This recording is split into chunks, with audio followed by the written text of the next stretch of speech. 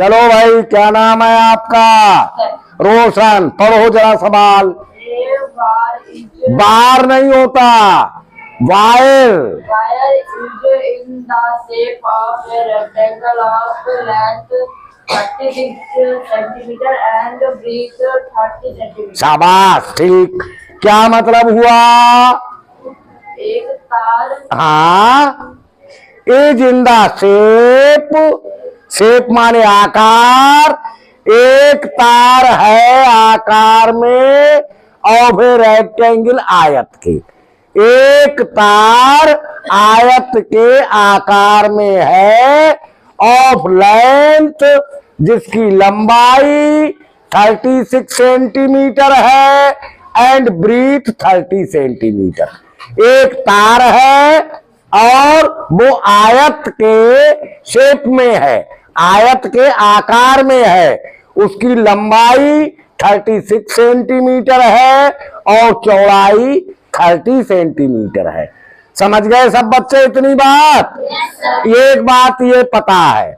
हाँ, आगे पढ़ो, पढ़ो आगे। It is reshaped and bent in the form of circle. Of a circle. हाँ, क्या मतलब हुआ? It is reshaped. अब इसका आकार बदला जाता है। रीशेप्ड मीन्स दोबारा इसका आकार बदल दिया जाता है। एंड बेंट, और इसे घुमा दिया जाता है। In the form of a circle, एक सर्किल के शेप में। पहले जो तार था वो आयत के शेप में था, लंबाई 36 सेंटीमीटर, चौड़ाई 30 सेंटीमीटर थी। इसको बदल के दूसरा शेप बना दिया गया सर्किल का। ठीक है, आगे पढ़ो। Find the radius of the circle. Find the radius of the circle. अब सर्किल की रेडियस बतानी है, तो तार तो उतना ही रहेगा। यानी जब तार रेक्टेंगल की फॉर्म में था तब उसकी लंबाई 36 और चौड़ाई 30 सेंटीमीटर थी। लेकिन जितना पेरीमीटर बनेगा उतना ही सर्किल का सरकमफ्रेंस बनेगा, या नहीं? और सरकमफ्रेंस सर्किल का जब पता है तो आर यानी रेडियस आराम से पता लग जाएगी, या नहीं लग जाएगी? तो हमें क्या करना पड़ेगा? पेरीमीटर निकालना पड़ेगा। पेरीमीटर निकालना सभी लोग जानते हो। तो जैसे ही रेक्टेंगल का पेरीमीटर निकाल लोगे वैसे ही सर्किल का सरकमफ्रेंस पता चल जाएगा, और सरकमफ्रेंस पता चल जाएगा तो रेडियस भी पता चल जाएगी। बताओ बेटा, लेंथ ऑफ रेक्टेंगल कितनी है? लेंथ दी हुई है 36 सेंटीमीटर। ब्रीथ कितनी है? 30 सेंटीमीटर। शाबाश। और पेरीमीटर ऑफ रेक्टेंगल का फार्मूला क्या होता है?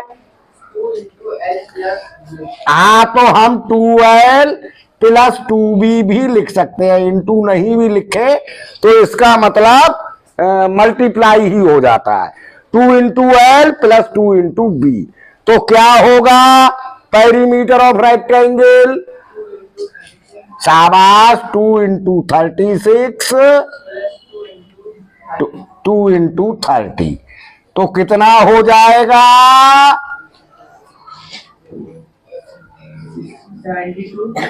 2 6 या 12 का 2 कह रहे, हाँ 72 प्लस 60 कितना हो गया?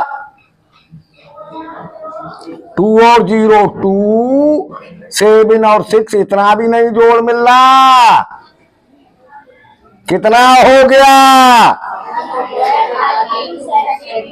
132 सेंटीमीटर हो गया पेरीमीटर ऑफ द रेक्टेंगल। अच्छा, बैठ जाओ। सरकमफ्रेंस ऑफ द सर्किल कितना होगा? उतना ही होगा जितना पेरीमीटर है ना? बराबर होगा पेरीमीटर ऑफ रेक्टेंगल, इतना ही तो होगा, इतना ही होगा। तो सरकमफ्रेंस कितना हो गया? 132 सेंटीमीटर।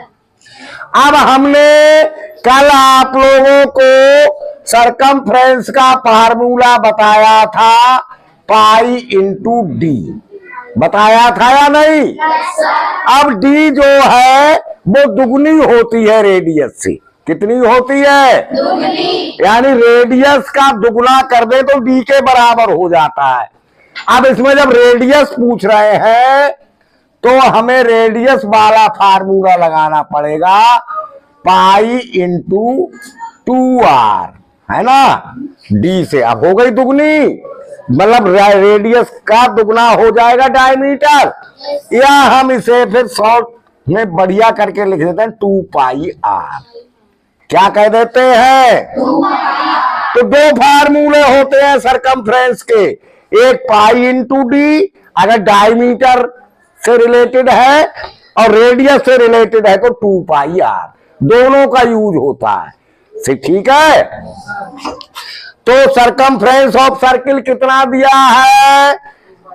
2πr। कहा 2πr तो फार्मूला होता है, हाँ, यानी 2πr के बराबर दिया हुआ है 132।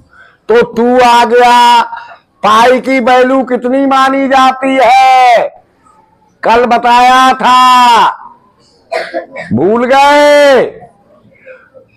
नहीं याद रहा? 22/7। तो इतनी देर क्यों लगती है? 22/7, इतनी देर नहीं लगनी चाहिए। Into R equal 132।